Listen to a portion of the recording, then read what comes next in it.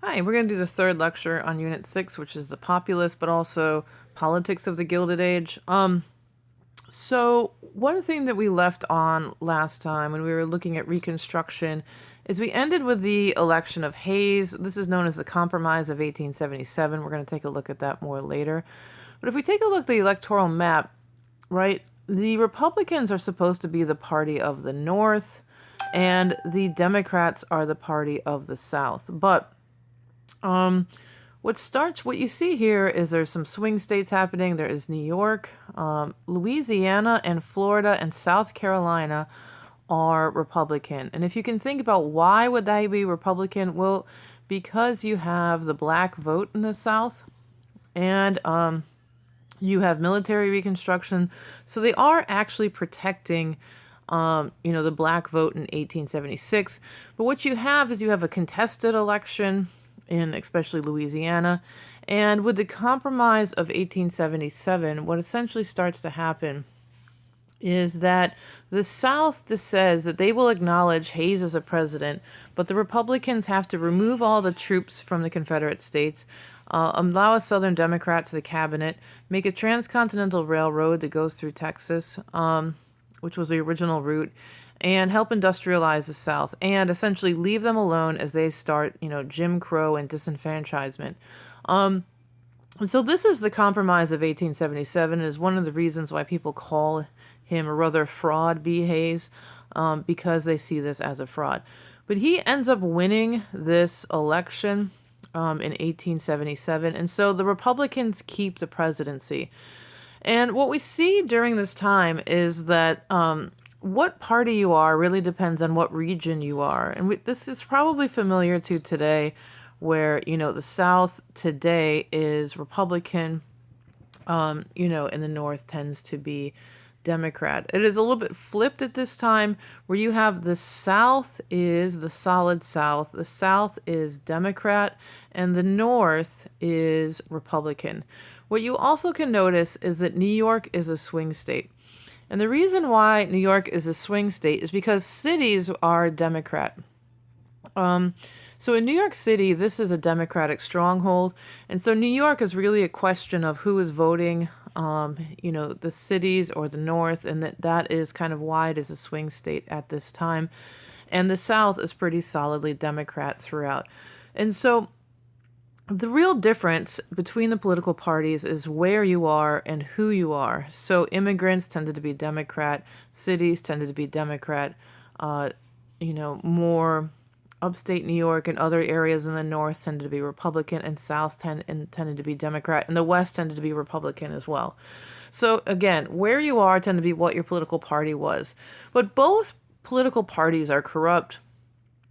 Both support laissez-faire, non-regulation, and, both are in the parties of the big business. This is a famous cartoon of like bosses of the Senate. Both are giving out subsidies and kickbacks. Both are using the military against the unions. Both are, deflating the currency. Both are engaging in the spoils system or patronage. Both are protecting private property. Both are getting kickbacks from these corporations. This is the politics of the Gilded Age. And so really it's the corporations that are running things during this time, and the political parties are just sort of like greasing the wheel. So, farmers are continually having issues though. And so one of the problems of farmers is that they have a lot of debt. Many of them went out west with the promise of free land, but they had to go into debt to buy equipment and seed and all of this other things. The other problem for farmers is that the better they do, the lower the prices they have. So, the more they farm, the more wheat they grow, the lower the price. And this is what's happening during this time. And the other thing is, after the Civil War, right, there's less demand for wheat. And so, all these farmers are investing in all of this equipment, right, and they are producing more wheat. But the problem is when there's more wheat, the prices go down, right? The same is happening with cotton. You get more cotton and the prices are going down. You could think about crawfish, right? When there's a lot of crawfish out there, the price goes down. If there's only a few crawfish out there, you're going to pay more for it. And so this is called overproduction. There's too much supply, which is decreasing the price. And the other problem is that monopolies are charging them high rates for transportation. Meanwhile, they're giving their friends kickbacks and, rebates. So farmers are going into deep debt. They are having trouble paying their transportation costs, and overproduction is causing the prices of their things to go down. And so these guys are living in desperate lives, especially out in the West. And they're going to organize into a voluntary organization, which is called the Grange, or what's also known as a farmers union. We looked before at industrial unions, and this is essentially a farmers union and is much the same. They are going to organize together to try to get rebates that for the that were given to the cattle industry and large oil conglomerates. And so they're like, well, maybe if we all get together, we could get a better price to transport our goods. And they are going to coordinate together to share equipment and to share silos and to do all these other things. This is called the Grange Awakens the Sleepers. So it's like farmers waking people up to the problems of bribery and, consolidation or monopoly. And they're like, hey, y'all, we're about to get run over. You need to wake up. And so the Grange is the farmers' way of trying to fight monopolies and what they see as their exploitation.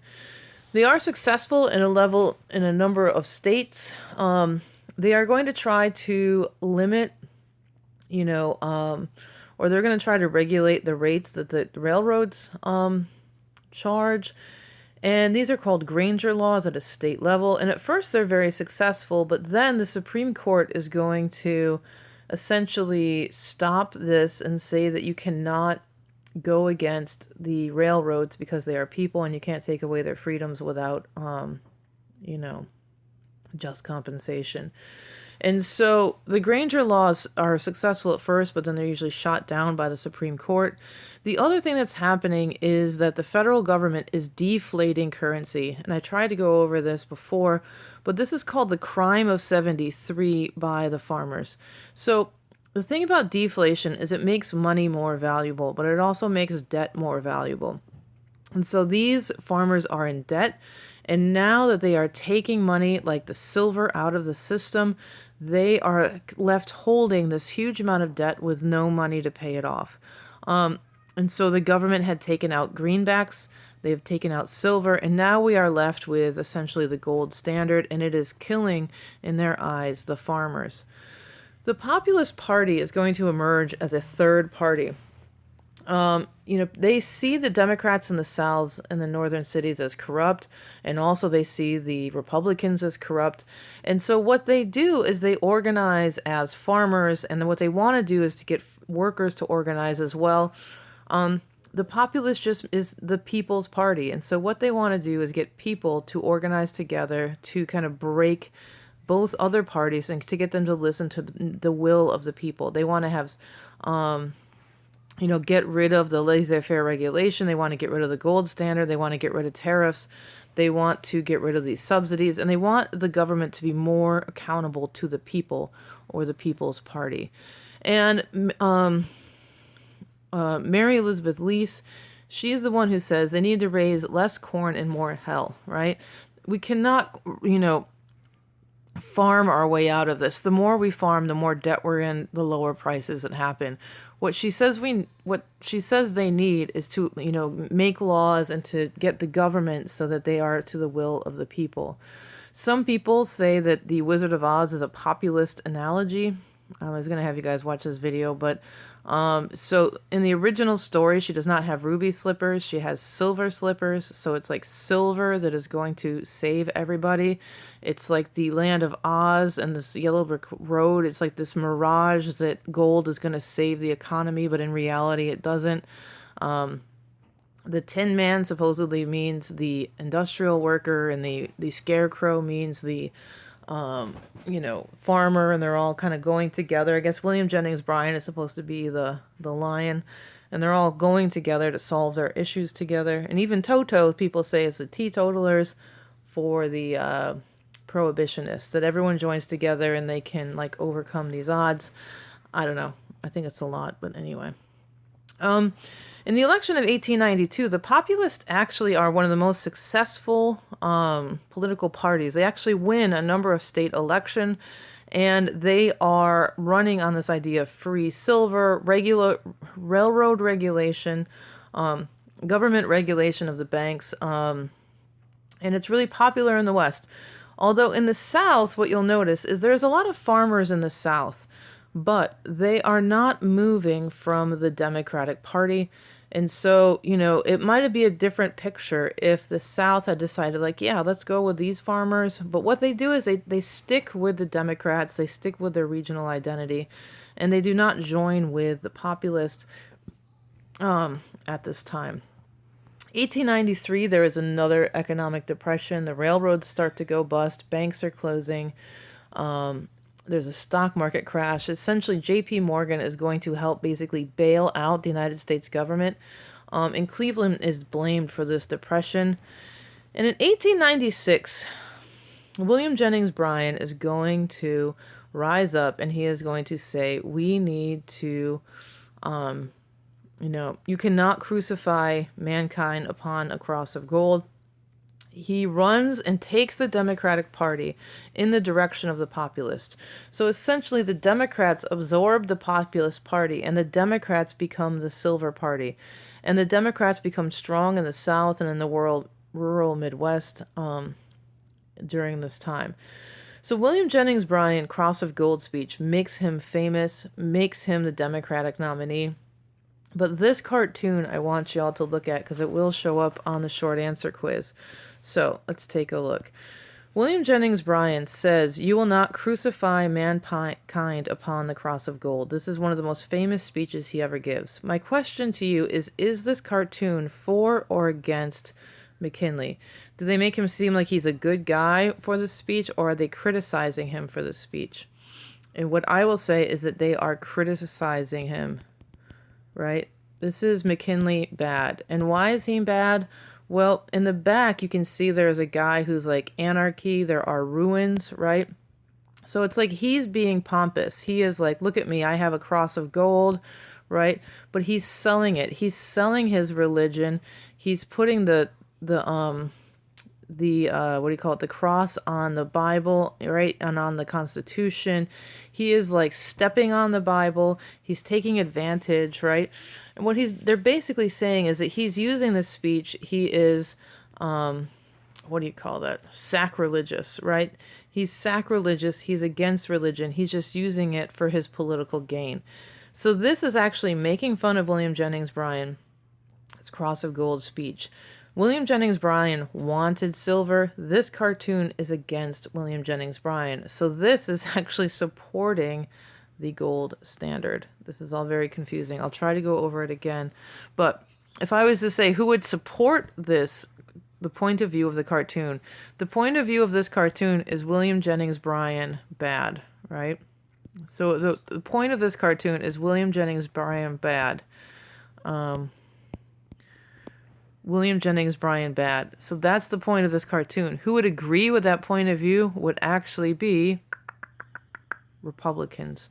This is actually a Republican cartoon that is making fun of the Democrat, William Jennings Bryan.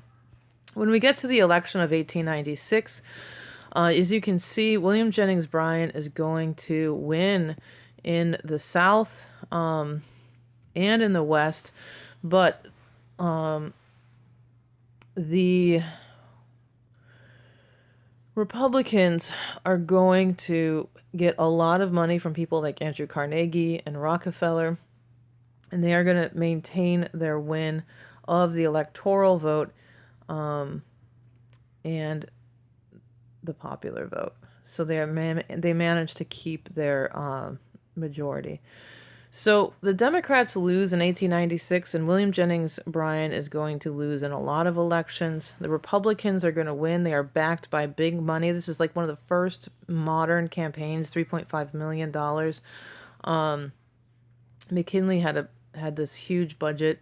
And McKinley is painting him as a crazy zealot. And so this is an example of McKinley's propaganda. Don't trust William Jennings Bryan because he is crazy. He says he's religious, but he's actually stepping on the Bible. He says that he's going to save farmers, but actually he's like the French Revolution. He's going to bring us to anarchy, right? You need to trust McKinley. And so McKinley is going to win, but you still have a huge inequality of wealth that needs to be addressed, and people are still, a lot of the problems of the Gilded Age are still there. So that is that. All right, guys, take care, and I will talk to you soon.